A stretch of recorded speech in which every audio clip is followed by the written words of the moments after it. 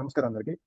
ఈరోజు జేఎంఐ వారి ఆధ్వర్యంలో నిర్వహించబడే నోయింగ్ అవర్ కాన్స్టిట్యూషన్లో ఎపిసోడ్ 10లో భాగంగా విచ్చేసిన మీ అందరికీ ధన్యవాదాలు. సో ఈరోజు మన టాపిక్ వచ్చేసి సమానత్వమే పునాది భారత రాజ్యాంగం, ఆర్టికల్ 14 to 19. సో ముందుగా మన మీటింగ్ స్టడీ చేయడానికన్నా ముందు మన కాన్స్టిట్యూషన్ ప్రియంబుల్ చదవడం మనమైతే చదువుతున్నాం. We the people of India having solemnly resolved to constitute India into a sovereign, socialist, secular, democratic republic. Me voice లో ఉంది శివ గారు, వాయిస్ లో ఉంది మీది. Let me check. Yeah, is it clear, Ramesh? ఇప్పుడు little better. Okay. Yeah. We, the people of India, having solemnly resolved to constitute India into a sovereign, socialist, secular, democratic republic, and to secure to all its citizens justice, social, economic, and political, liberty of thought, expression, belief, faith, and worship, equality of status and of opportunity, and to promote among them all fraternity, assuring the dignity of individual and the unity and integrity of nation. In our Constituent Assembly, this 26th day of November 1949, we do hereby adopt, enact, and give to ourselves this Constitution.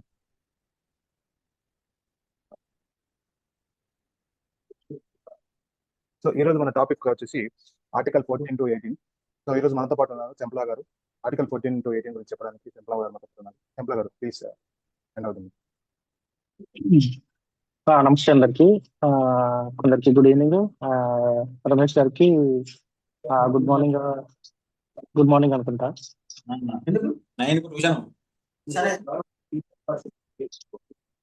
And today's topic is Article 14 to 18, right to equal rights as per Indian Constitution. ఇక్కడ okay, start చేద్దామా?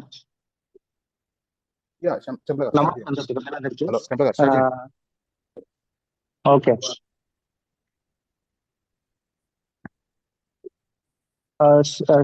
Shashidhar Reddy sir, justice Ailesh Yashwant Reddy, Ramdas sir, అందరికీ నమస్తే. నేను చాంప్లని. Today's topic is article 14 to 18. అంటే Indian constitution లో right to equality అనే subject and సమానత్వమే పునాది భారత రాజ్యాంగంలో. అంటే ఈ సమానత్వం ఇందులో ఏ ఆర్టికల్ ఏ విధంగా చెప్తుంది అనేది మనం ఈ సెషన్ లో డిస్కస్ చేస్తున్నాం.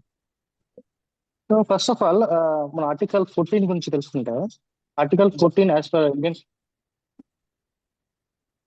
మధ్యలో వాయిస్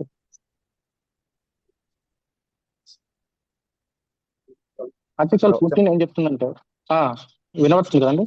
వినిపిస్తుంది, చెప్పండి. కొంచెం గట్టిగా చెప్పండి. వినబట్టేదా? కొంచెం గట్టిగా మాట్లాడారు. ఓకే.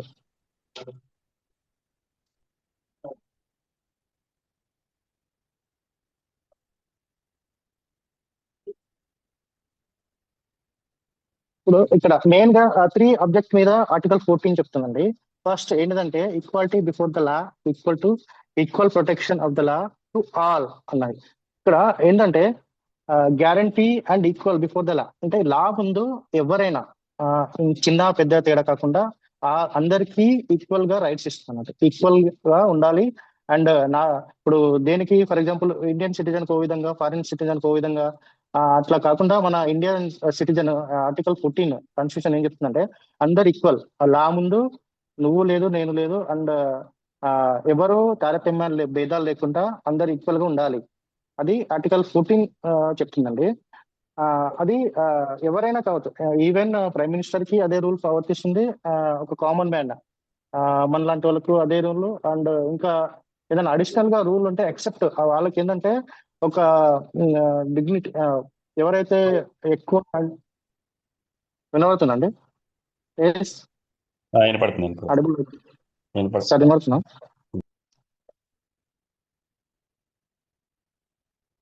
సో ఇట్లా సమానత్వం అందరికీ ఈక్వల్ గా ఉండాలి అన్నట్టు మనం ఆర్టికల్లో రాసి పెట్టుకున్నాం అన్నట్టు. మనకు ఇది 14 ఈక్వాలిటీ బిఫోర్ లా అంటే ఎవరికి ఎక్కువ కాదు, ఎవరికి తక్కువ కాదు.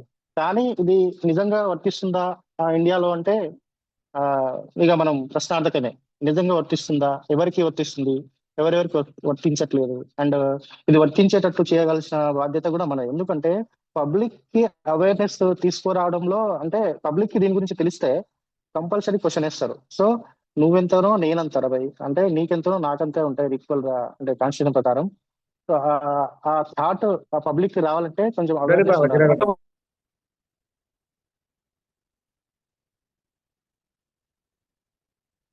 చెంపల గారు please continue. Okay. And second one వచ్చేసి ఆర్టికల్ 15. ఆర్టికల్ 15 ఏం చెప్తుందంటే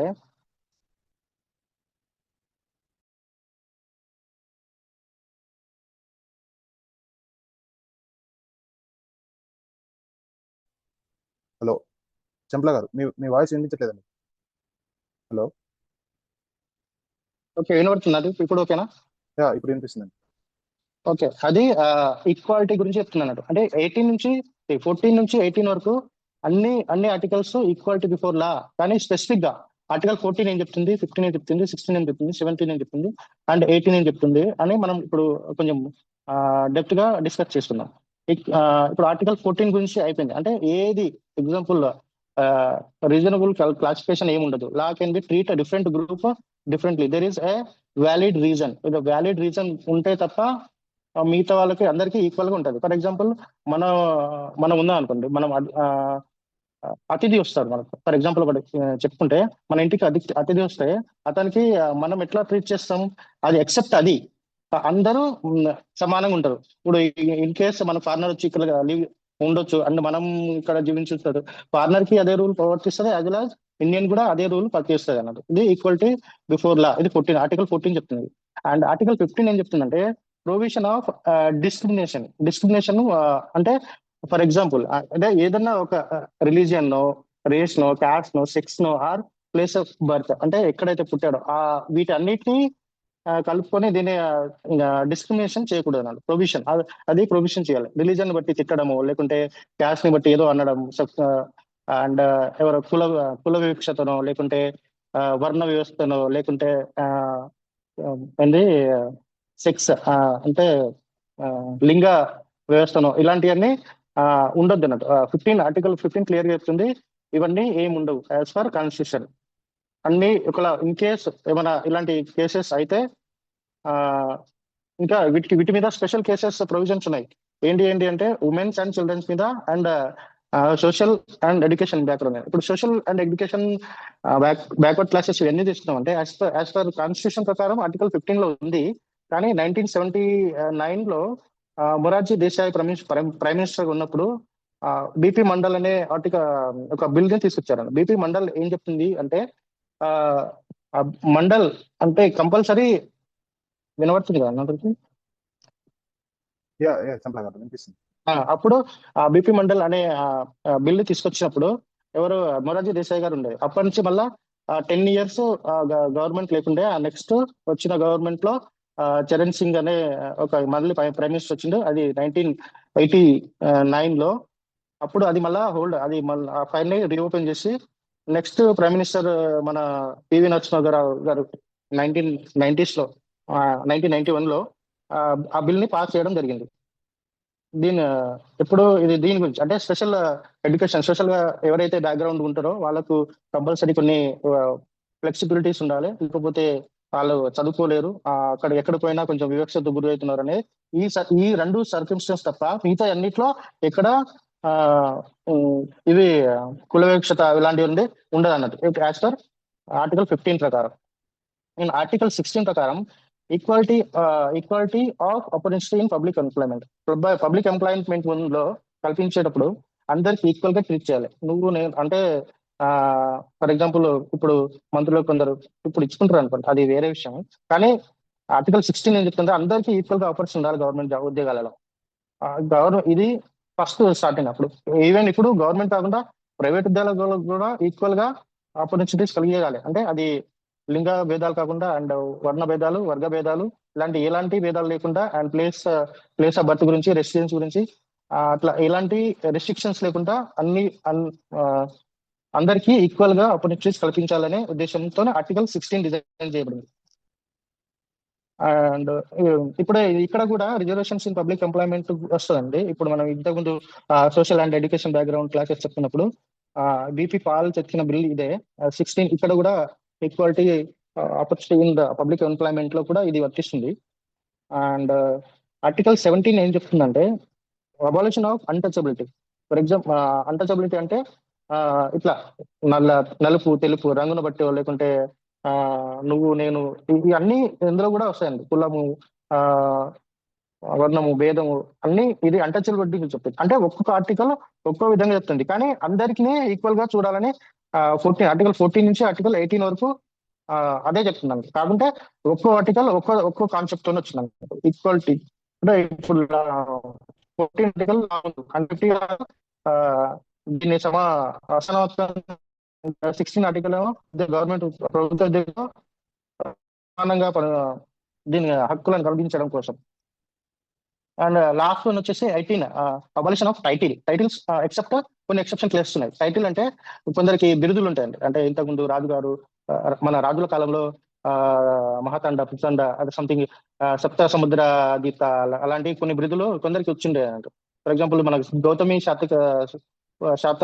గౌతమి పుత్ర శాతకర్ణిలో అతనికి ఒక బిరుదు వచ్చింది. వాళ్ళ మదర్ వేయించి దాన్ని ఒక కాపర్ ప్లేట్స్ లో వేయించింది. ఆ బిరుదు ఏదో ఉంటది, నాకు గుర్తు రావట్లేదు.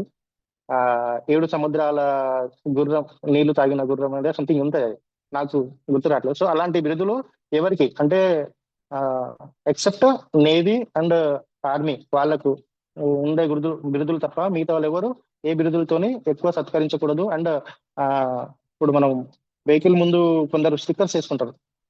ఆర్టికల్ 18 ప్రకారం అది కూడా తప్పే. ఆర్టికల్ 18 ప్రకారం అది కూడా వేసుకోకూడదు ఎవరు. అలా మనం ఆర్టికల్ 14 to 18 వరకు చెప్తుందండి. ఇది మనకు ఈరోజు టాపిక్. థ్యాంక్ యూ జంప్లా గారు. ఆడియన్స్ మీలో ఎవరైనా ఏదైనా ఈ ఆర్టికల్స్ గురించి ఏమైనా క్వశ్చన్స్ ఉంటే జంప్లా గారిని అడగవచ్చు.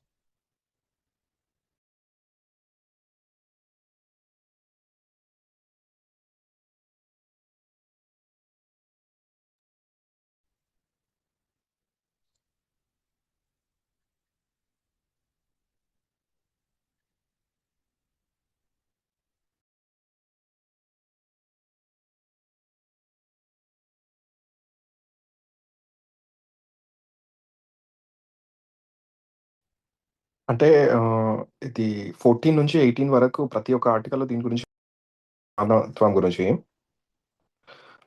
సో అట్లాంటప్పుడు అంటే ఒక్కొక్క ఆర్టికల్లో దాని గురించి డెప్త్‌గా ఒక్కొక్క విధంగా ఎక్స్‌ప్లెయిన్ చేసిండ్రా? అంటే డిఫరెన్స్ ఏంటిది? ఈ మరి అన్నీ ఒకే ఆర్టికల్‌లో ఒక 14లోనే ఎందుకు చెప్పట్లేదు? అంటే మల్టిపుల్ 18 వరకు తీసుకెళ్ళిండ్రు కదా దాన్ని. అక్కడ క్లియర్ డిస్టింక్షన్ ఏంటిది ఒక్కొక్క ఆర్టికల్‌కని ఆలోచిస్తున్నా.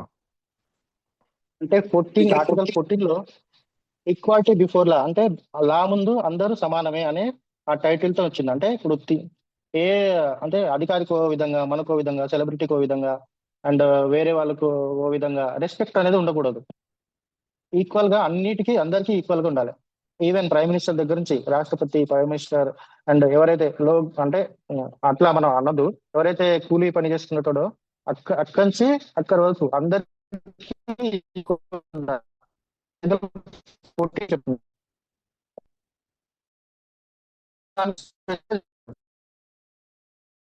వరకు మొత్తం right to equality.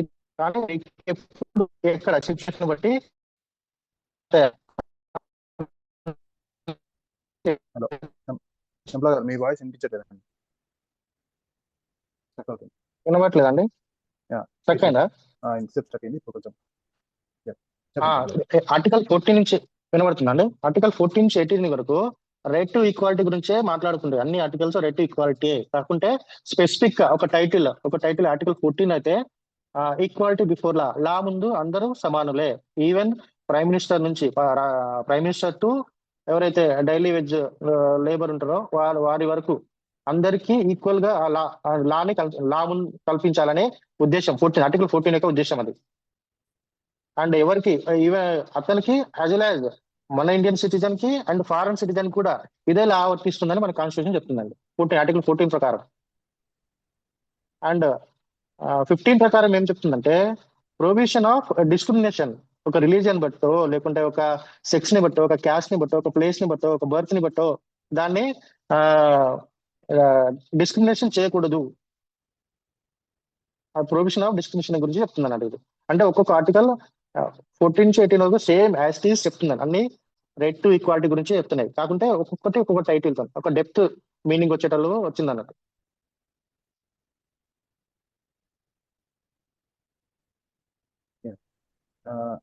Thank you చంపల గారు, క్లారిటీ ఇచ్చారు.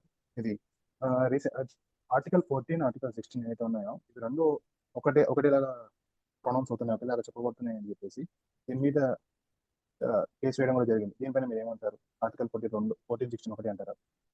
ఇంద్రాసాని వర్సెస్ అని ఒక కేసు వేశారు, అది ఇది రెండు ఒకటి అంటారా? ఎలా రెండు ఉంటుంది? వేరుగానే ఉంటాయి. ఈక్వాలిటీ అంటే ఎంప్లాయింగ్ ఆర్టికల్ 16 చెప్తుందంటే పబ్లిక్ ఆపర్చునిటీ అందరికీ ఈక్వల్ గా ఉండాలి. ఇది లా ముందు అందరికి ఈక్వల్ ఉండాలి. అంటే ఇప్పుడు ఈక్వాలిటీ అనేది ఇక్కడ స్పెసిఫిక్ చిన్న తేడాతోనే ఉంటుంది అన్నట్టు. అక్కడ ఈక్వల్ గా అందరు గౌరవించబడాలి. ఇక్కడ 16 లో అందరికి ఈక్వల్ గా హక్కు ఉండాలి. అంటే నాకు తెలిసి ఇవి రెండు డిఫరెంట్ అనే అనుకుంటున్నా. అంటే ఉద్యోగాలు కల్పించడము and as well as law ముందు అందరూ ఈక్వల్ గా ఉండాలి అంటే స్లైడ్ గా కొంచెం డిఫరెన్షియేట్ ఉంటుందండి. ఇప్పుడు అంటే చెప్పండి. చట్టం ముందు అందరూ సమానులే అని మనకి ఈ ఆర్టికల్ చెప్తున్నట్లయితే మన బయట నిజంగా ఇది అమలవుతుంది అంటారా? బయట అమలు కావట్లేదు చెప్తున్నాను. బయట డబ్బున వాళ్ళకి ఒక విధంగా, డబ్బులిన వాళ్ళకి ఒక విధంగా న్యాయం వర్తిస్తుందని చెప్పి చాలా మంది మాట్లాడుతున్నారు. బయట సమాజంలో చూస్తూ ఉన్నాం. అది ఎంతవరకు నిజం అంటారు? చట్టం ముందు అందరూ సమానంగా వర్తించబడుతున్నారు లేదా? చట్టం ముందు అందరూ సమానంగానే ఉండాలని కాన్స్టిట్యూషన్ చెప్తుంది. కానీ బయట సమాజంలో అది వర్తిస్తలేదా మనకు ఆల్రెడీ మనం డైలీ చూస్తూనే ఉన్నాం. ఎంతవరకు మన దగ్గర మనం గౌరవించబడుతున్నామో దీని ప్రకారం అనేది. అండ్ ఎవరైతే గట్టిగా అడిగి ప్రశ్న అంటే చెప్తారో ఇవన్నీ అంటే డెప్త్ నాలెడ్జ్ ఉంటుందో వాళ్ళు కంపల్సరీ గౌరవించబడతారు. అది కొన్నిసార్లు ఒకటి పెత్తనం చేస్తాయి అన్నట్టు. కొన్నిసార్లు అధికారం పెత్తనం చేస్తుంది, కొన్నిసార్లు డబ్బు పెత్తనం చేస్తుంది, కొన్నిసార్లు అట్లా సెలబ్రిటీ ఏదైతే ఉందో వాళ్ళ అది పెత్తనం చేస్తుంది ఇప్పటికీ. ఇవన్నీ పెత్తనం చేయకుండా ఉండాలంటే ఎవరైతే రూలింగ్ చేస్తున్నారో వాళ్ళు గట్టిగా అందరికీ ఒకేలా ఉండేలాగా ఇంప్లిమెంట్ చేస్తే బాగుంటుంది అది అని నా అభిప్రాయం. రూలింగ్ లో మిస్బిహేవ్ ఉందని నేను అనుకుంటాను. ఒకవేళ ఎవరైనా చట్టాలు కనుక విమర్శించినట్లయితే ఈ ఆర్టికల్ ని పాటించకపోతే వారిపైన ఎటువంటి యాక్షన్ తీసుకోవడం జరుగుతుంది? కంపల్సరీ యాక్షన్ తీసుకోవచ్చండి. యాజ్ పర్ కాన్స్టిట్యూషన్ ప్రకారం ఎలాంటి తప్పుకి ఎలాంటి ఉన్నాయో అవి కంపల్సరీ వర్తిస్తాయి. ఎవరికైనా వర్తించడే అవి. డబ్బుకి దానికి దీనికి ఇప్పుడు నాకు తెలిసి కోర్టు లొంగదు. అండ్ ఇలాంటి కేసెస్ చాలా వరకు మనకు రిజల్ట్ కూడా బయట చూసినాం మనం. చాలా అంటే అత్యంత పేదరికం.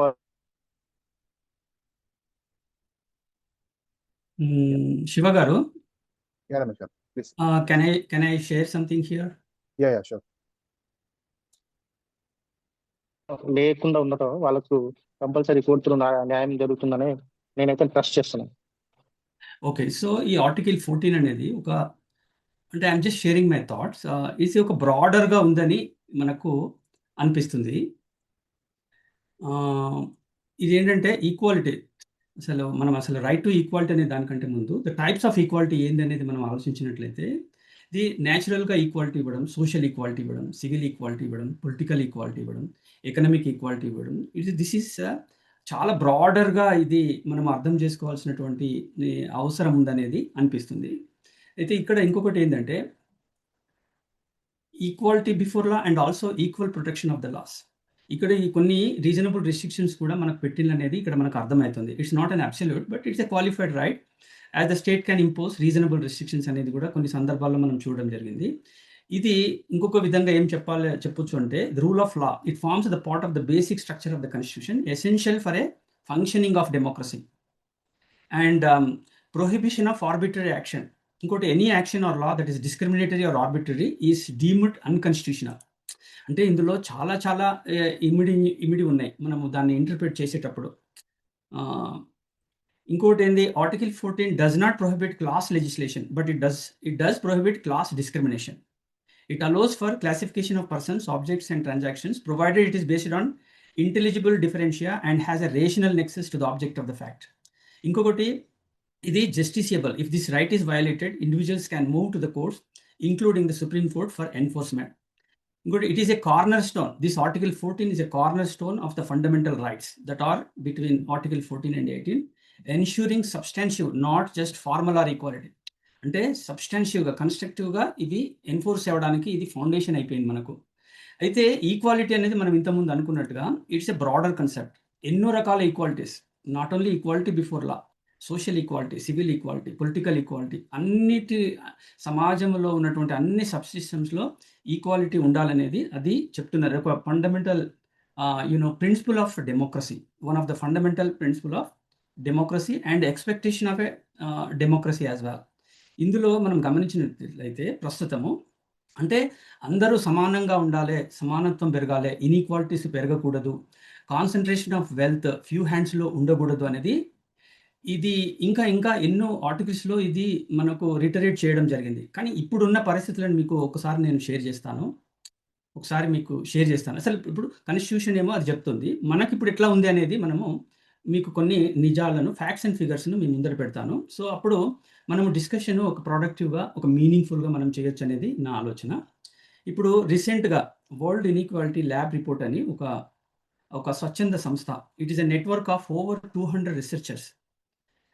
ప్రజాస్వామ్య దేశాల పనితీరు ఎలా ఉంది, డెమోక్రసీ, ప్రజాస్వామ్యం అంటే one of the most important objective of democracy is achieving inequality, providing inequality to all its citizens, whoever a కంట్రీలో ఉన్నప్పటికీ కూడా ఏవైతే డెమోక్రటిక్ ఫార్మ్ ఆఫ్ గవర్నెన్స్ను అవలంబిస్తున్నాయో వాటిలో కంపల్సరీగా this is one of the prerogative. అది ఎలా ఉంది అనేది వీళ్ళు స్వచ్ఛందంగా విత్ 200 రీసెర్చర్స్తోని వీళ్ళు స్టడీ చేస్తున్నారు. This has become a global standard in tracking distribution of wealth or anything. ఇప్పుడు దీన్ని బట్టి మనం చూసినట్టే ఓన్లీ వన్ ఇంపార్టెంట్ కంక్లూషన్స్ వీళ్ళు ఏదైతే మన దేశం గురించి చెప్పారో, ఒక మన దేశమే కాదు, ప్రపంచంలో ఉన్నటువంటి ప్రజాస్వామ్య దేశాల యొక్క రిపోర్ట్స్ను వీళ్ళు తయారు చేస్తుంటారు. సో మన గురించి ఏం చెప్పారంటే, India's top 1% as holding an income share of 20 to 23%, A concentration of earning power. Top 1% now commanding nearly 40% of the countries total wealth. So ఇది ఏం చెప్తుందంటే ఒక స్ట్రక్చరల్ రెడ్ ఫ్లాగ్ ఉంది అనేది మనకు చెప్తుంది. ఈ స్ట్రక్చరల్ రెడ్ ఫ్లాగ్ ఏంటి అని అంటే the hollowing out of the middle, అంటే మిడిల్ క్లాసు టోటల్గా డొల్లతనం కనబడుతుంది. The middle 40% in India captures only about 30% of the total income, significantly lower then the 40 to 45% seen in more equal economies. This implies that India is not building a broad-based consumer class, but rather a dual economy consisting of a tiny, hyper-prosperous elite and a vast struggling majority. అనేది ఇది మనకు క్లియర్గా కనబడుతుంది. ఇంకా మనం నీతి ఆయోగ్ వాళ్ళు మన దేశంలో ఒక ఇండెక్స్ మనం ఫాలో అవుతుంటాం, యాక్సెస్ ఈక్వాలిటీ ఇండెక్స్ అని ఒకటి మన సెంటర్ ఫర్ న్యూ ఎకనామిక్స్ వాళ్ళు ఇది చూస్తుంటారు. దీన్ని బట్టి ఏమర్థమవుతుందంటే వీళ్ళు ఒక 4 A's అంటే availability, affordability, approachability and appropriate అనే ఈ పారామీటర్స్లో వాళ్ళు ఎవాల్యుయేట్ చేసినప్పుడు ఏం కనబడుతుందంటే a pattern of structural access rationing where the institutional channels that convert growth into capabilities remain constitute. అంటే దీని అర్థం ఏంటంటే అందరికీ అవకాశాలు రాకుండా ఈ యొక్క స్ట్రక్చరల్గానే వాళ్ళు రేషనింగ్ చేస్తున్నారు. అంటే ఉన్నోనికి ఓ తీరుగా, లేనోనికి ఓ తీరుగా, మిడిల్ క్లాస్ నో తీరుగా, అట్టడుగున ఉన్నోళ్ళని ఇంకా పైకి రాకుండా ఒక కన్స్ట్రక్షన్ చేస్తున్నారు అనేది మనకు అర్థమవుతుంది. ఈ స్ట్రక్చరల్ ఇదేదైతే ఈ రేషనింగ్ కన్స్ట్రక్షన్ ఏదైతే ఉందో ఇది యాక్సిడెంటల్ కాదు, ఇది decade of distinct physical choices. అంటే ఒక ప్లానెడ్ ప్రకారమే ఇది చేస్తున్నారు అనేది వీళ్ళ రిపోర్ట్లో మనకు కనబడుతుంది. అయితే ఇంకొకటి మనం ఒక backward looking trend analysis reveals that while central capital expenditure on physical infrastructure has surged to record highs, the state's investment in human capital has effectively stagnated. అంటే ఇక్కడ ఏమర్థమవుతుంది, మనకు డెవలప్మెంట్ కనబడుతుంది ఇన్ఫ్రాస్ట్రక్చర్లో, కానీ హ్యూమన్ క్యాపిటల్లో అంటే మనుషులను మనుషులుగా చూడడం, ఒక సమసమాజం తయారు చేయాలి, అందరిలో నైపుణ్యాలు పెంచాలి, అందరిలో లివింగ్ స్టాండర్డ్స్ పెంచాలి, డిగ్నిటీ ఆఫ్ లైఫ్ ఇవ్వాలనేది ఏదైతే మన యొక్క కాన్స్టిట్యూషన్ చెప్తుందో అది సాధించలేకపోతున్నారు వీళ్ళు. ఇది సిస్టమేటిక్గా డికేట్స్ ఆఫ్ ఫిజికల్ చాయిసెస్తో వీళ్ళు పరిపాలన సాగిస్తున్నారు అనేది ఈ రిపోర్టు చెప్తున్నది. బడ్జెట్ కూడా మనం చూసినట్లయితే ఇది క్లియర్గా మనకు కనబడుతుంది. ఎడ్యుకేషన్ మీద 4% of GDP for the last decade, far below the long stated 6%. ఇది నిపుణులేమో 20-25% ఉండాలని చెప్తుంటే వీళ్ళు కనీసం 6% కూడా లేకుండా 4%నే వీళ్ళు మెయింటైన్ చేస్తున్నారు.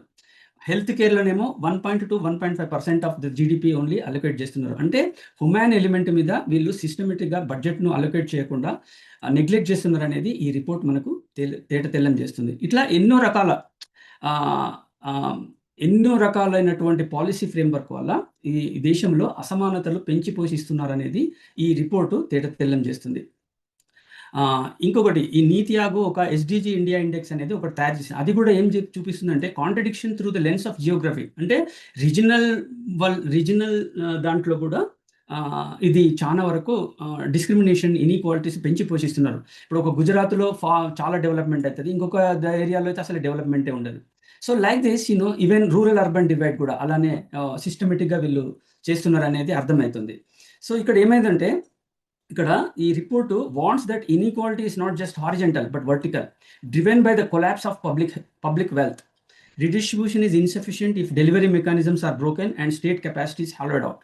ఇలా మనకు ఈ రిపోర్ట్స్ మనకు తెలియజేస్తున్నది. అయితే వాళ్ళు సొల్యూషన్ కూడా చెప్పారు. ఎట్లా అంటే ఇట్లా కాన్సన్ట్రేషన్ ఆఫ్ వెల్త్ కొద్ది చేతుల్లోనే కాకుండా దీన్ని డిస్ట్రిబ్యూషన్ చేయాలనేది, ఇంకోటి సూపర్ రిచ్ మీద వెల్త్ ట్యాక్స్ పెట్టాలనేది, ఇట్లా వాళ్ళు కొన్ని ఇంకా సజెషన్ చేయడం జరిగింది. నేను I'm going to share all these reports to all of you.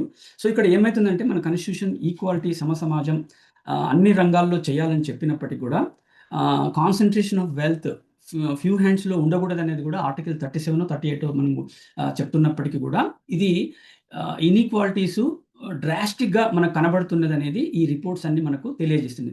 So ఇప్పుడు మన మిత్రులందరికీ నా you can have a productive discussion on that. మరి కాన్స్టిట్యూషనల్ ఆబ్జెక్టివ్స్ అనుగుణంగా మన సమాజం నడుస్తుందా అనేది ఇప్పుడు మన ముందున్నటువంటి ప్రశ్న. ఈ ప్రశ్నకు మీరు సమాధానాలు, మీ యొక్క థాట్స్ మీరు షేర్ చేయండి. So thank you. Thank you. Over to Champla గారు.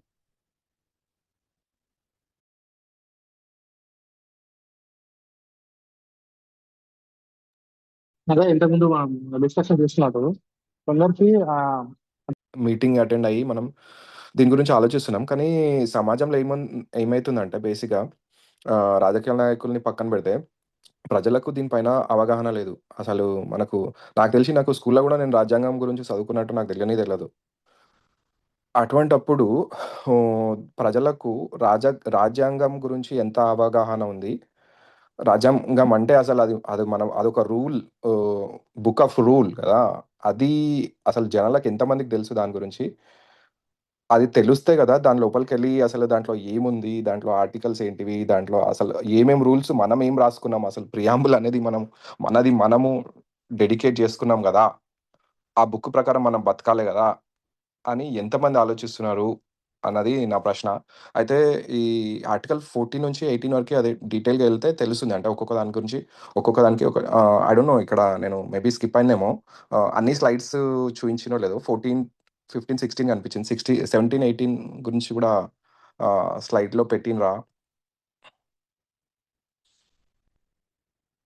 అది చూడలేదు. బట్ ఎనీవేస్ అయితే ఈ rule of law, right to equality అనేది బేసిక్గా అసలు ఎందుకు వచ్చింది? ఇన్ని ఆర్టికల్స్లో ఇంక్లూడ్ చేయడానికి అవసరం ఏముంది? And what lead the constitution architects to come up with these 17 articles అని చూస్తే బేసిక్గా అంటే democracy is not just about voting. Democracy is all about living everyday life అనేది అర్థమవుతుంది ఈ రైట్ టు ఈక్వాలిటీ గురించి చూస్తుంటే. So it's not just about voting, తర్వాత ప్రభుత్వం కాదు, ఎవ్రీడే లైఫ్లో మనము ఈ ఈక్వాలిటీ అనే దాని గురించి మనం ఈక్వాలిటీ సమానత్వము అంటే అందరము సమానము అనేది ప్రతి ఒక్కరికి అది ప్రతిరోజు మనకు ఆలోచనలలో ఉండాలి, ఆచరణలలో కూడా ఉండాలనేది ఈ ఆర్టికల్స్ గురించి చదువుతుంటే నాకు అనిపిస్తుంది. So that's my opinion, my point of view. Thank you. Yeah Shiva పెట్టినారు article 79, 18. Thank you. Thank you Jashwant గారు. ఇంకెవరైనా ఏదైనా మాట్లాడాలనుకుంటున్నారు? మలేషం గారు, వీరేష్ గారు, ఈ ఆర్టికల్ 14 to 18 గురించి. శ్రీకాంత్ గారు.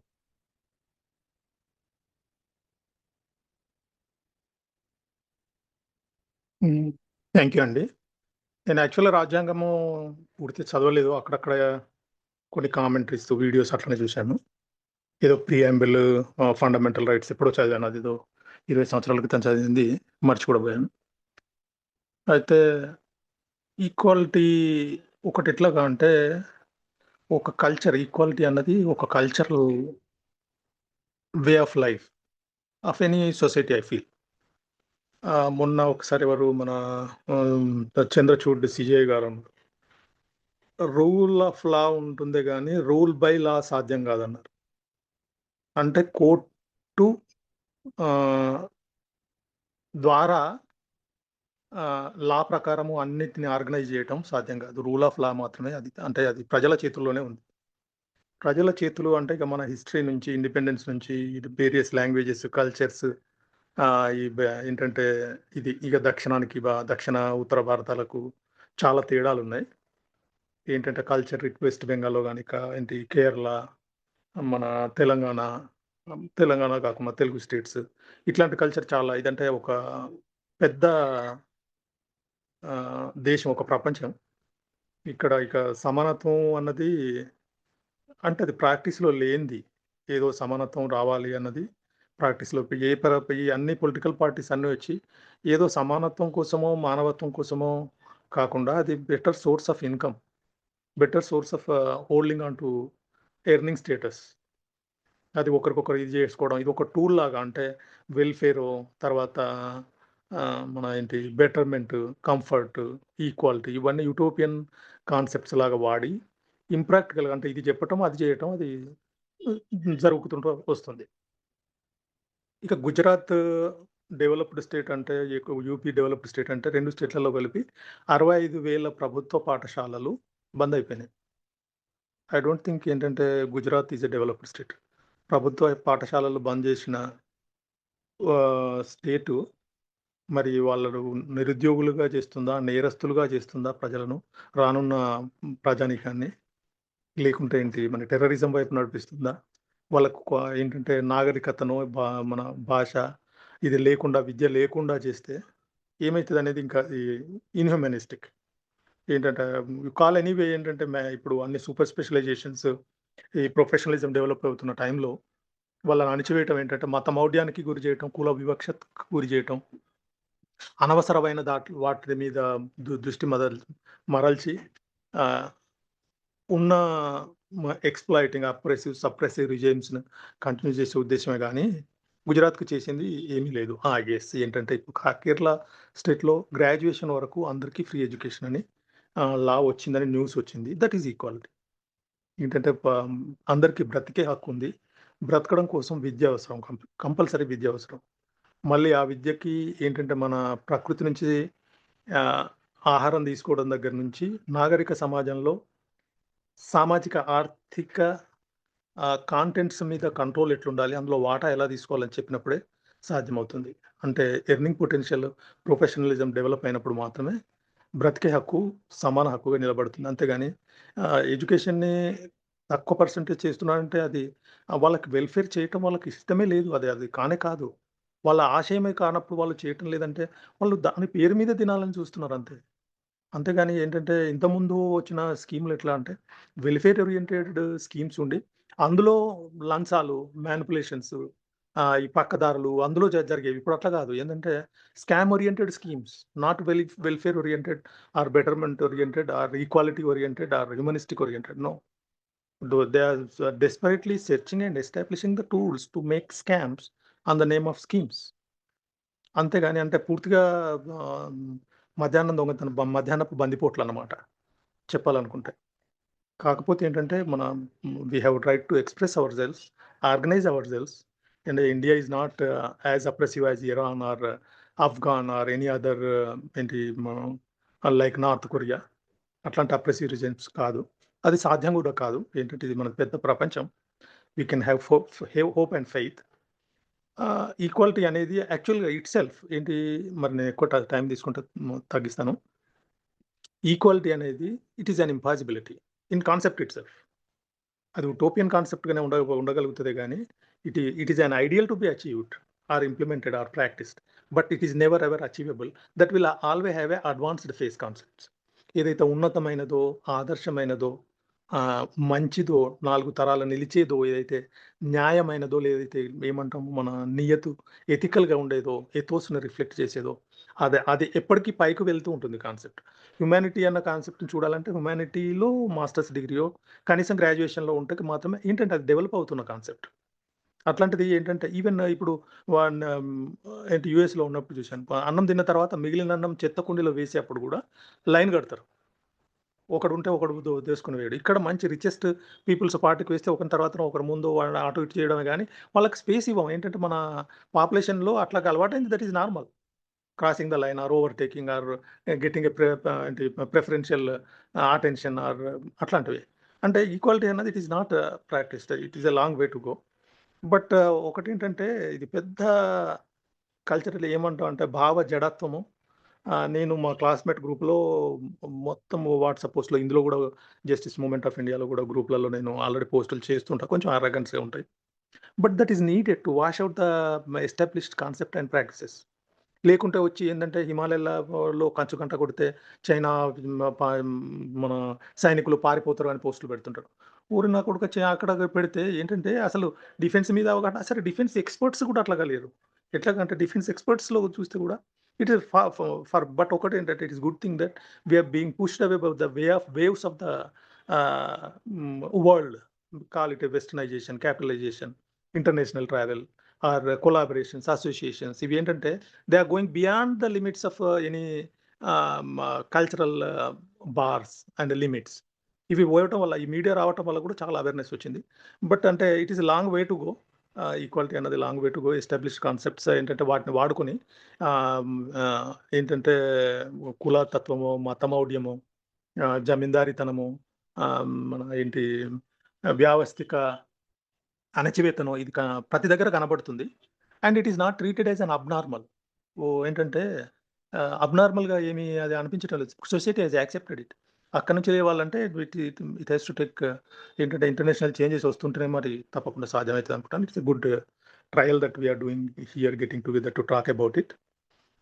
Thank you for this opportunity. That is my view of it. There is a bigger task ahead of us, or ahead of India rather, to go. Thank you and bye. Thank you Veeresh గారు. చంపల గారు, మీరు ఏదైనా add చేయదలుచుకున్నారా? అదే ఇప్పుడు మనం sir బాగా చెప్పారు. ఏదైతే ఇప్పుడు ఏదన్నా 26th జనవరి అయినా, 15th ఆగస్ట్ అయినా, పేరెంట్స్ కానీ పెద్దలు కానీ ఏమనుకుంటారంటే ఇది నాకు సంబంధం లేదు, ఇది నా పండుగ కాదు. సంక్రాంతి చేసుకుంటారు, శివరాత్రి చేసుకుంటారు, వాటి కోసం దీక్షలు ఉంటారు, ఉపవాసాలు ఉంటారు. అండ్ అంటే వేరే వేరే రీజియన్లో వేరే వేరే వాళ్ళు చేసుకుంటారు. ఇప్పుడు క్రిస్టియన్లో 25th అంటే క్రిస్తు అవి చేసుకుంటారు, ముస్లింలు అవి ఇవి చేసుకుంటారు. కానీ ఎందుకో మరి ఇక్కడికి వచ్చినాక ఆ జెండా పండుగ అది ఎందుకు వచ్చింది, ఏం సంగతి అది తెలుసుకోవాలన్నా కొంచెం అసలు అది కూడా ఇంగిత జ్ఞానం కూడా లేకపోవడం చాలా బాధాకరం. మొన్న నేను రీసెంట్ కూడా ఇదే చాలా బాధపడ్డా. 26th జనవరి రోజు 26th జనవరి రోజు ఎవ్వరు లేరండి, ఎవ్వరు అసలు. 26th జెండా వందనం అంటే ఎందుకు, దేనికోసం, మన కోసం కాదా, నా కోసం కాదు, ఇది స్కూల్లో లేకుంటే కాలేజీలో లేకుంటే వాళ్ళు వీళ్ళు చేసుకునే పండుగ అని అందరూ ఎవరు వాళ్ళు వదిలేసుకుంటున్నారు. సో ప్రజల్లో అవగాహన రావాలి. పక్క అవగాహన వస్తేనే ఈ దేశం మార్పు చెందుతుంది. లేకుంటే అవగాహన కల్పించాలంటే ఈ పాలిటీషియన్స్ వాళ్ళెక్కడ అవగాహన కల్పిస్తే మనం ఎక్కడ మన వేరే రిసోర్సెస్ మనం కాపాడుకోవడానికి ఇబ్బంది అవుతుందో అని వీళ్ళు భయపడి వాళ్ళను ప్రజల్ని ఓకే నువ్వు అట్లే పోవాలి అన్న కోణంలో వీళ్ళు ఆలోచిస్తున్నారు. అందుకే మనం ఇంకా డెవలపింగ్ అనే దగ్గరే ఉన్నాం. అవ్వాలి అంటే ఇప్పుడు ఒక్కటి సార్, అందరికీ చేయాలనుకుంటే ఏదైనా చేస్తాం సార్, చేయాలి అనుకోవాలి అంతే. చేయాలనుకుంటే పార్టీలకు అతీతంగా అన్ని రూల్స్ అండ్ రెగ్యులేషన్స్ ఇంప్లిమెంట్ చేస్తే ఏదైతే రాజ్యాంగం రాసిపెట్టారో, ఇది ఇప్పుడు కాదు సార్, 1950s ముందే 40లోనే రాసిపెట్టిన రాజ్యాంగం. అప్పటికి ముందు తరాల కోసం అలా ఆలోచించి రాస్తారంటే, అప్పటికి ఏ ఏ సోషల్ మీడియా లేదు, చాట్ జీపీటీ లేదు, ఇది లేదు, అది లేదు. పాపం వాళ్ళు ఎక్కడెక్కడో చూసి అంతకనం రాసి ఇది అన్ని లిమిటేషన్ రావి, అన్ని బౌండరీస్ అని మనకు ఏదో నోట్లో తెచ్చి పెడితే దాన్ని మనం అమలు చేయకపోవడం నాకు నిజంగా బాధ అనిపిస్తుంది. బాధ అనిపించడంలో పాటు ప్రజలకు అవగాహన లేదని కూడా అనిపిస్తుంది ఒక విధంగా. ప్రజలకు అవగాహన లేదా, లేకుంటే అవగాహన ఉన్నా కూడా నాకు సంబంధం లేదనుకుని పోతున్నారా? నేను ఓటేసినా నాది అయిపోయింది అనుకుంటున్నారా? లేకుంటే కొందరు ఓట్లే వేయరు. 50% కొన్ని నియోజకవర్గాల్లో, లేకుంటే కొన్ని గ్రామాల్లో, గ్రామ పంచాయతీల్లో 50%. ఇంకా నెరి హైదరాబాద్ లో జిహెచ్ఎంసీ ఎలక్షన్స్ అయితే మరి ఘోరంగా ఉంటది. ఇదంతా ఇవన్నీ మారాలి, ఒక్కటి కాదు. మన రాజ్యాంగం కంపల్సరీ ఇంప్లిమెంట్ అవ్వాలంటే ఇవన్నీ మారాలి. అండ్ ఇంకో విషయం ఏంటంటే, ఫర్ ఎగ్జాంపుల్ క్యాండిడేట్ చదువుకున్నోడు అయితే వాడు దాని మీద రెస్పెక్ట్ ఇస్తాడు, రాజ్యాంగాన్ని గౌరవిస్తాడు. చదువుకోలో లేనప్పుడు ఆ రాజ్యాంగాన్ని గౌరవించాల్సిన అవసరం ఆయనకు లేదు. ఫస్ట్ ఆయనకు తెలియదు, ఫస్ట్ రూల్స్ అండ్ రెగ్యులేషన్స్ ఏం చెప్తున్నాయి, ఏం సంగతి. ఆ బాబు నువ్వు చదువు అంటాడు, ఆ చదువుతాడు, కథం పోతాడు. అంటే ఈ మార్పు కూడా వస్తే ఇది కొంచెం చేంజ్ అవుతుందని నా ఒపీనియన్. Thank you. ఇంకా మళ్ళీ ఎలాబరేట్ అవుతుంది. సార్ నమస్కారం సార్, నేను అశోక్ బాబును. హలో, నమస్కారం అండి. Equality of opportunity in public employment దాని విషయంలో కొంచెం మాట్లాడదామని అనుకుంటున్నాను. యాక్చువల్గా ఇది మనది సామ్యవాద ఆర్థిక విధానము అని మొదట్లో చెప్పినారు. సోషలిస్ట్ కంట్రీ అని మన ప్రియాంబుల్లోనే ఉంటుంది, రిపబ్లిక్ సోషలిస్టిక్ విధానంతో. అయితే మొదటి పంచవర్ష ప్రణాళికలనే మిశ్రమ ఆర్థిక వ్యవస్థ అని పెట్టి ప్రైవేట్ పార్ట్నర్షిప్, అంటే పబ్లిక్ రంగముతో పాటు ప్రైవేట్ రంగానికి ఊతమిచ్చుకుంటూ పెద్దన్న పాత్ర పోషించింది ప్రభుత్వం. ఇప్పుడు ఆఫ్టర్ 1991 ఈ గ్యాట్స్ ఒప్పందం తర్వాత ప్రతి రంగం ఇంక్లూడింగ్ డిఫెన్స్ లో కూడా ప్రైవేటు పార్ట్నర్షిప్ తోటి గవర్నమెంట్ నడుపుతున్నది. అయితే ఇప్పుడు మన ఆర్టికల్లో పొందుపరిచినట్టు equality of opportunity in public employment అన్నప్పుడు ప్రైవేటు దాంట్లో ఇప్పుడు చదువుకొని బయటకు వస్తున్నటువంటి youth, they are potential to do work. వాళ్ళకు ఎంప్లాయబిలిటీ కానీ, ఎంప్లాయ్మెంట్ కానీ, లేదా వాళ్ళకు స్వతంత్రంగా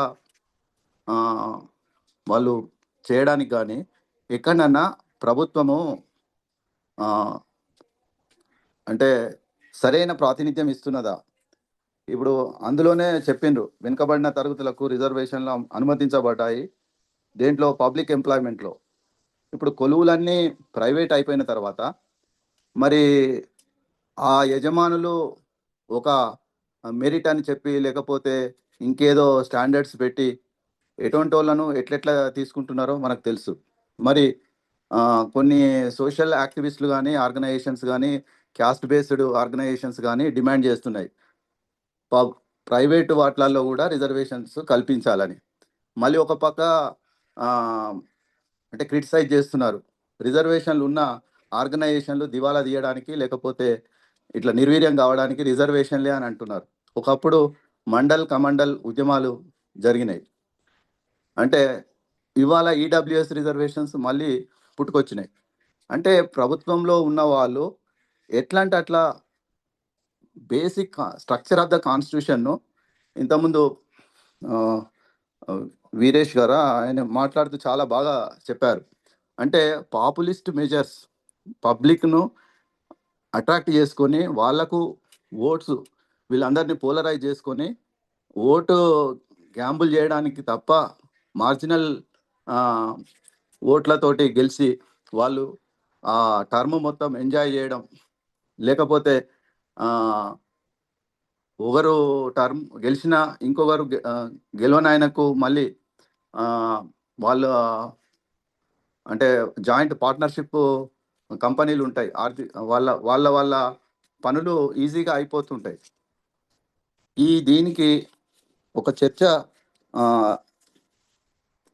జేఎంఐలో చేయాలని అనుకుంటున్నాను పూర్తిగా. నాకు ఈ అవకాశం ఇచ్చినందుకు ధన్యవాదాలు sir.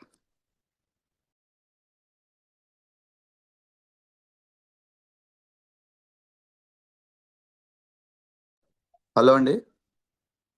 Yeah, thank you, Ashok.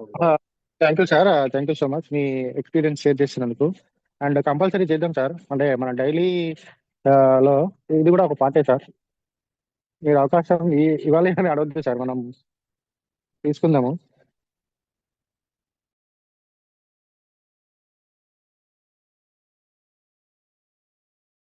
Yeah, ఇంకెవరైనా ఏదైనా మాట్లాడాలనుకుంటారా? ఏదైనా అడగాలనుకుంటున్నారా?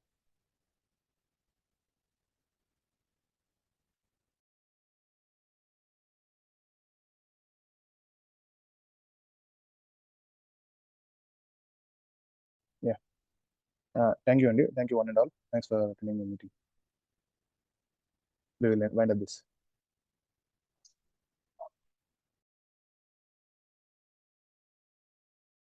థ్యాంక్ యూ అండి. థ్యాంక్ యూ అండి. బాయ్. మీటింగ్ అటెండ్ అయ్యి మనం దీని గురించి ఆలోచిస్తున్నాం. కానీ సమాజంలో ఏమైతుందంటే బేసిక్‌గా రాజకీయ నాయకుల్ని పక్కన పెడితే ప్రజలకు దీనిపైన అవగాహన లేదు. అసలు నాకు తెలిసి నాకు స్కూల్‌లో గూడా నేను రాజ్యాంగం గురించి చదువుకున్నట్టు నాకు తెలీదు. అటువంటప్పుడు ప్రజలకు రాజ్యాంగం గురించి ఎంత అవగాహన ఉంది? రాజ్యాంగం అంటే అదొక రూల్, బుక్ ఆఫ్ రూల్ కదా! అది అసలు జనాలకు ఎంతమందికి తెలుసు దాని గురించి? అది తెలిస్తే కదా దాని లోపలికెళ్ళి అసలు దాంట్లో ఏముంది? దాంట్లో ఆర్టికల్స్ ఏంటివి? దాంట్లో అసలు ఏమేం రూల్స్ మనం ఏం రాసుకున్నాం? అసలు ప్రియాంబుల్ అనేది మనము డెడికేట్ చేసుకున్నాం గదా! ఆ బుక్ ప్రకారం మనం బతకాలి గదా! అని ఎంతమంది ఆలోచిస్తున్నారు అన్నది నా ప్రశ్న. అయితే ఈ ఆర్టికల్ 14 నుంచి 18 వరకి అదే డీటెయిల్‌గా ఎళ్తే తెలుస్తుంది. అంటే ఒక్కొక్క దాని గురించి ఒక్కొక్క దానికి ఐ డోంట్ నో, ఇక్కడ నేను మేబీ స్కిప్ అయిందేమో.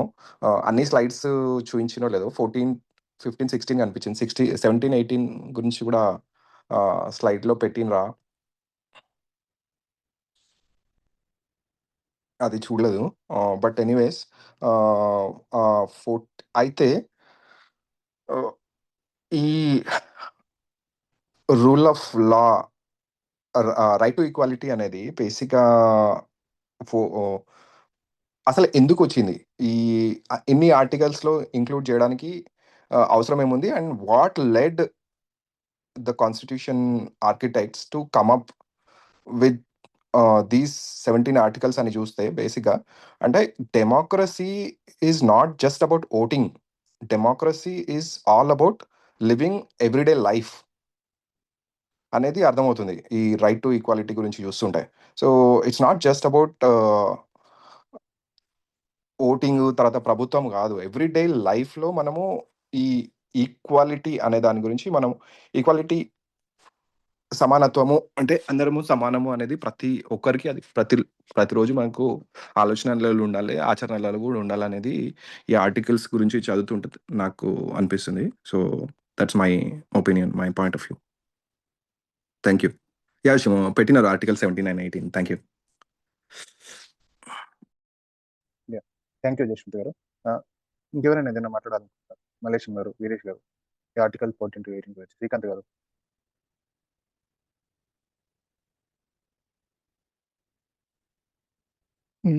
థ్యాంక్ యూ అండి.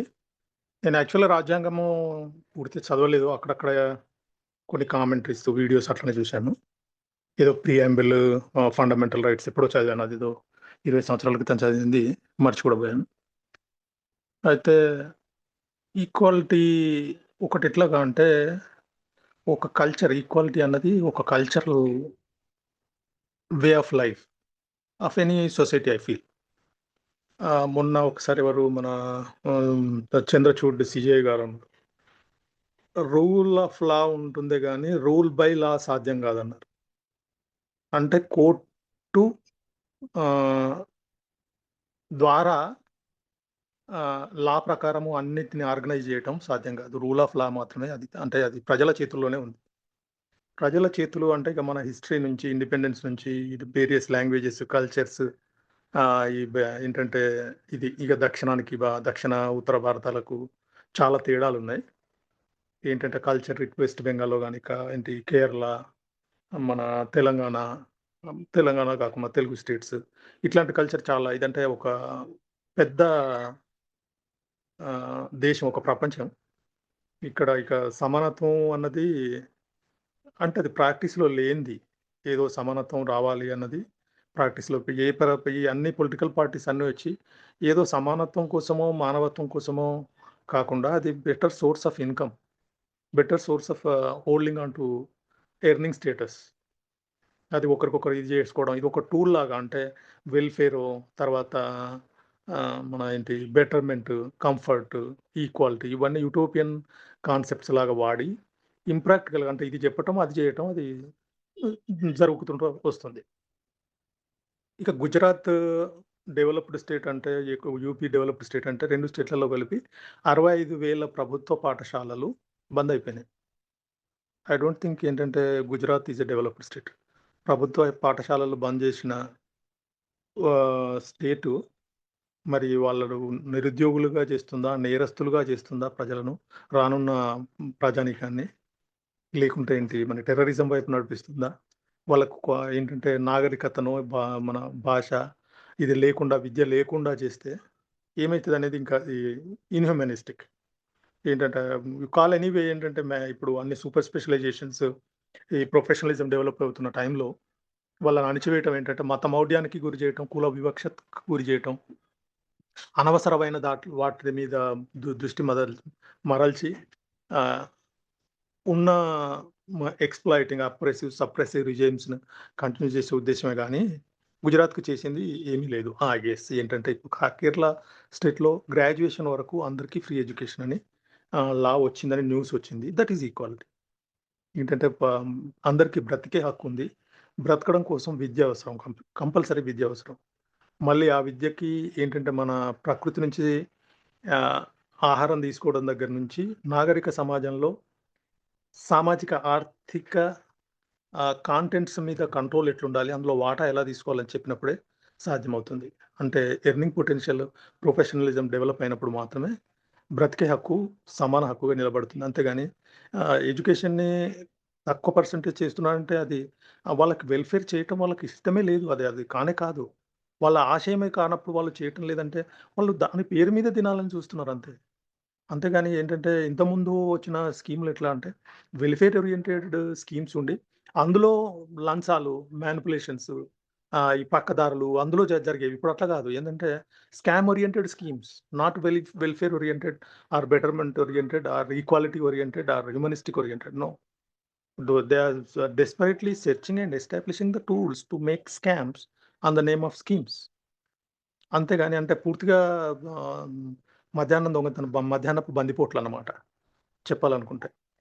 కాకపోతే ఏంటంటే we have right to express our organise our and India is not as oppressive as Iran or Afghan or any other ఏంటి లైక్ నార్త్ కొరియా. అట్లాంటి అప్రెసివ్ రిజిమ్స్ కాదు. అది సాధ్యం కూడా కాదు. ఏంటంటే ఇది మన పెద్ద ప్రపంచం. We can have hope and faith. Equality అనేది యాక్చువల్‌గా ఇట్‌సెల్ఫ్ ఏంటి మరి నేను ఎక్కువ టైం తీసుకుంటే తగ్గిస్తాను. ఈక్వాలిటీ అనేది it is an impossibility in concept itself. అది ఉటోపియన్ కాన్సెప్ట్‌గానే ఉండగలుగుతదే గానీ, it is an ideal to be achieved or implemented or practised. But it is never ever achievable. That will always have a advanced phase concepts. ఏదైతే ఉన్నతమైనదో, ఆదర్శమైనదో, మంచిదో, 4 తరాలు నిలిచేదో, ఏదైతే న్యాయమైనదో, లేదైతే ఏమంటాము మన నియతు ఎథికల్‌గా ఉండేదో, ఎథోస్‌ని రిఫ్లెక్ట్ చేసేదో, అది ఎప్పటికీ పైకి వెళ్తూ ఉంటుంది కాన్సెప్ట్. హ్యుమానిటీ అన్న కాన్సెప్ట్‌ని చూడాలంటే హ్యుమానిటీలో మాస్టర్స్ డిగ్రీయో, కనీసం గ్రాడ్యుయేషన్‌లో ఉంటే మాత్రమే ఏంటంటే అది డెవలప్ అవుతున్న కాన్సెప్ట్. అట్లాంటిది ఏంటంటే ఈవెన్ ఇప్పుడు ఏంటి యూఎస్‌లో ఉన్నప్పుడు చూశాను. అన్నం తిన్న తర్వాత మిగిలిన అన్నం చెత్త కుండీలో వేసేప్పుడు కూడా లైన్ కడతారు. ఒకడుంటే ఒకడు దోసుకొని వేయడు. ఇక్కడ మంచి రిచెస్ట్ పీపుల్స్ పార్టీకి వేస్తే ఒకరి తర్వాత ఒకరు ముందు వాళ్ళని అటు ఇటు చేయడమే గానీ, వాళ్ళకి స్పేస్ ఇవ్వం. ఏంటంటే మన పాపులేషన్‌లో అట్లాగా అలవాటైంది. That is normal. Crossing the line or overtaking or getting a preferential attention or అట్లాంటివి. అంటే ఈక్వాలిటీ అన్నది it is not practised. It is a long way to go. But ఒకటేంటంటే ఇది పెద్ద కల్చరల్ ఏమంటాం అంటే భావ జడత్వము, నేను మా క్లాస్మేట్ గ్రూప్లో మొత్తం వాట్సాప్ పోస్ట్లో ఇందులో కూడా జస్టిస్ మూమెంట్ ఆఫ్ ఇండియాలో కూడా గ్రూప్లలో నేను ఆల్రెడీ పోస్టులు చేస్తుంటా, కొంచెం అరగన్స్గా ఉంటాయి. But that is needed to wash out the established concept and practices. లేకుంటే వచ్చి ఏంటంటే హిమాలయాలలో కంచు కంట కొడితే చైనా మన సైనికులు పారిపోతారు అని పోస్టులు పెడుతుంటారు. ఊరి నా కొడుకు అక్కడ పెడితే ఏంటంటే అసలు డిఫెన్స్ మీద అవగాహన, అసలు డిఫెన్స్ ఎక్స్పర్ట్స్ కూడా అట్లాగా లేరు. ఎట్లాగంటే డిఫెన్స్ ఎక్స్పర్ట్స్లో చూస్తే కూడా ఇట్ ఈస్ ఫర్ బట్ ఒకటి ఏంటంటే it is good thing that we are being pushed away by the waves of the world, call it westernisation, capitalisation, international travel or collaborations, associations. ఇవి ఏంటంటే they are going beyond the limits of any cultural bars and limits. ఇవి పోయటం వల్ల, ఈ media రావటం వల్ల కూడా చాలా అవేర్నెస్ వచ్చింది. బట్ అంటే it is long way to go. Equality అన్నది long way to go. Establish concepts ఏంటంటే వాటిని వాడుకొని ఏంటంటే కులతత్వము, మతమౌఢ్యము, జమీందారీతనము, మన ఏంటి వ్యావస్థిక అణచివేతనం, ఇది ప్రతి దగ్గర కనబడుతుంది. And it is not treated as an abnormal. ఏంటంటే అబ్నార్మల్గా ఏమి అది అనిపించడం లేదు. Society has accepted it. అక్కడ నుంచి లేవాలంటే ఇట్ హ్యాస్ టు టేక్ ఏంటంటే ఇంటర్నేషనల్ చేంజెస్ వస్తుంటేనే మరి తప్పకుండా సాధ్యమవుతుంది అనుకుంటాను. It's a good trial that we are doing here, getting together to talk about it. Thank you for this opportunity. That is my view of it. There is a bigger task ahead of us, or ahead of India rather, to go. Thank you and bye. Thank you Veeresh గారు. చంపల గారు మీరు ఏదైనా add చేయదలుచుకున్నారా? అదే ఇప్పుడు మనం sir బాగా చెప్పారు. ఏదైతే ఇప్పుడు ఏదన్నా 26th జనవరి అయినా 15th ఆగస్ట్ అయినా పేరెంట్స్ కానీ పెద్దలు కానీ ఏమనుకుంటారంటే ఇది నాకు సంబంధం లేదు, ఇది నా పండుగ కాదు. సంక్రాంతి చేసుకుంటారు, శివరాత్రి చేసుకుంటారు, వాటి కోసం దీక్షలు ఉంటారు, ఉపవాసాలు ఉంటారు. అండ్ అంటే వేరే వేరే రీజియన్లో వేరే వేరే వాళ్ళు చేసుకుంటారు. ఇప్పుడు క్రిస్టియన్లో 25th అంటే క్రిస్తు అవి చేసుకుంటారు, ముస్లింలు అవి చేసుకుంటారు. కానీ ఎందుకో మరి ఇక్కడికి వచ్చినాక ఆ జెండా పండుగ అది ఎందుకు వచ్చింది, ఏం సంగతి అది తెలుసుకోవాలన్నా కొంచెం అసలు అది కూడా ఇంగిత జ్ఞానం కూడా లేకపోవడం చాలా బాధాకరం. మొన్న నేను రీసెంట్ కూడా ఇదే చాలా బాధపడ్డా. 26th జనవరి రోజు 26th జనవరి రోజు ఎవ్వరు లేరండి, ఎవ్వరు అసలు. 26th జెండా వందనం అంటే ఎందుకు, దేనికోసం, మన కోసం కాదా, నా కోసం కాదు, ఇది స్కూల్లో లేకుంటే కాలేజీలో లేకుంటే వాళ్ళు వీళ్ళు చేసుకునే పండుగ అని అందరూ ఎవరు వాళ్ళు వదిలేసుకుంటున్నారు. సో ప్రజల్లో అవగాహన రావాలి. పక్క అవగాహన వస్తేనే ఈ దేశం మార్పు చెందుతుంది. లేకుంటే అవగాహన కల్పించాలంటే ఈ పొలిటీషియన్స్ వాళ్ళెక్కడ అవగాహన కల్పిస్తే మనం ఎక్కడ మన వేరే రిసోర్సెస్ మనం కాపాడుకోనికి ఇబ్బంది అవుతుందో అని వీళ్ళు భయపడి వాళ్ళను ప్రజల్ని ఓకే నువ్వు అట్లే పోవాలి అన్న కోణంలో వీళ్ళు ఆలోచిస్తున్నారు. అందుకే మనం ఇంకా డెవలప్